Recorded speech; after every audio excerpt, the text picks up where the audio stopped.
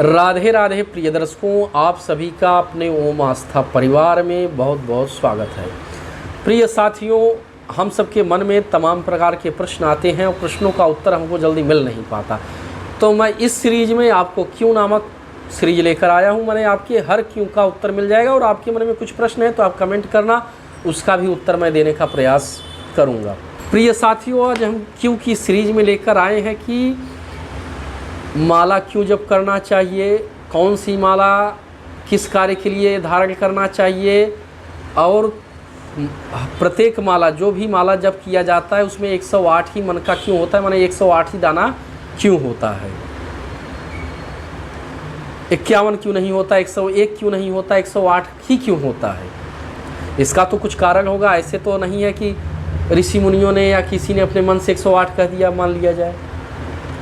तो इसका कारण होता है प्रिय साथियों कि हमारे जो नक्षत्र हैं वो 27 नक्षत्र हैं और प्रत्येक नक्षत्र में 4 चरण होता है। मान के चलिए 24 घंटे का एक नक्षत्र हो गया, तो 24 घंटे में 4 चरण हो गया, मतलब कि 6-6 घंटे का एक एक चरण मान लिया जाता है। एक मोटे तौर पे मैं आपको बताता हूँ, बाकी उसकी एक अलग गणित होती है। मैं आपको एक साधारण तरीके से बता रहा हूँ कि एक नक्षत्र में 4 चरण कैसे हम निकालते हैं। अगर इस दृष्टि से देखें तो 27 × 4 अर्थात 27 नक्षत्र प्लस 4 चरण, अगर 27 का गुणा हम 4 में करते हैं तो उसकी संख्या आती है 108। इसी 108 को लेकर के ऋषि मुनियों ने 108 की संख्या निर्धारित की है। 108 की संख्या परम पवित्र है, बड़ी पुनीत है। जिस माला में 108 दाना न हो वह माला पवित्र नहीं मानी जाती, इसलिए उसको खंडित माला मानी जाती। जब भी कभी आप माला खरीदने जाएं तो 108 दाना गिनकर ही लेना, तभी आपकी जाप शुभ माना जाएगा। प्रिय साथियों, अब हम आते हैं कि माला जप क्यों करना चाहिए। इसका वैज्ञानिक कारण क्या है, आध्यात्मिक कारण क्या है। आध्यात्मिक कारण है कि हम जिस माला से जिस मंत्र को जप करते हैं, उस मंत्र से जिस देवता का मंत्र हम जप करते हैं वो देवता प्रसन्न होते हैं। और वैज्ञानिक दृष्टि से देखा जाए तो जब हम माला जपते हुए मंत्र बोलते हैं तो हमारी जिह्वा, हमारे कंठ उस मंत्र के अनुकूल हिलते डुलते रहते हैं, जिससे हमारे जिह्वा का, हमारे कंठ का एक्सरसाइज हो जाती है। और दूसरी चीज़, हम माला को निरंतर इस पर घर्षण करते हैं। घर्षण करने से एक एनर्जी होती है, न जाने कितने ग्रंथियाँ इस उंगली से जुड़ी हैं जिससे हमारे नसों को खोल देती है। इसलिए माला का जप किया जाता है। भगवान भी प्रसन्न हो, हमारा शरीर भी स्वस्थ हो। आध्यात्मिक दृष्टि से और वैज्ञानिक दृष्टि से माला जप करना अत्यंत लाभदायक होता है। हमारे सनातन में जितने भी कार्य बताए गए हैं आध्यात्मिक दृष्टि से और वैज्ञानिक दृष्टि, दोनों दृष्टि से एकदम खरे उतरते हैं।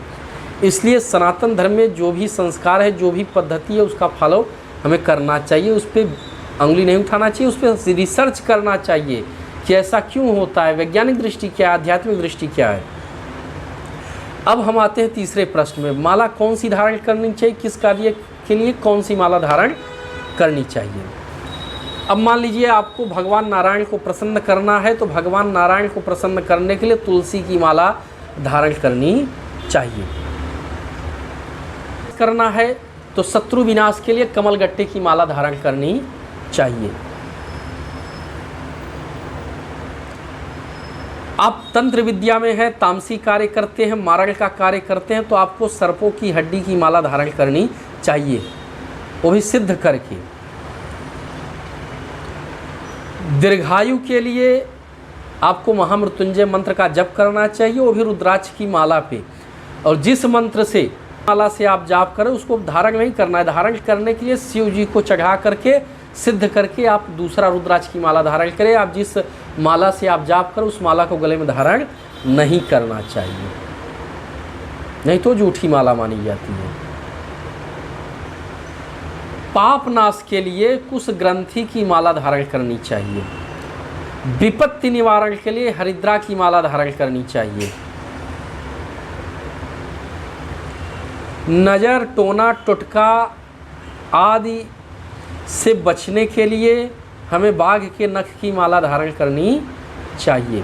गोपाल संतान मंत्र का जाप करने के लिए, अर्थात जिसको संतान नहीं होती तो गोपाल संतान मंत्र का जाप करता है, तो उस गोपाल संतान मंत्र को जाप करने के लिए जीव पुत्र की माला का जाप करना चाहिए, उस माला को धारण करना चाहिए। प्रिय साथियों, ये आपके क्यों का जवाब, माने 108 दाना क्यों होता है, उस क्यों का जवाब आपको मिल गया होगा। आपके मन में और ऐसे कोई क्यों का प्रश्न है तो उसे आप कमेंट में ज़रूर बताना, मैं उस पर आपका वीडियो बनाने का प्रयास करूंगा। प्रिय साथियों, अगर आपको वीडियो अच्छी लगी हो तो लाइक और सब्सक्राइब करना ना भूलें। धन्यवाद। राधे राधे।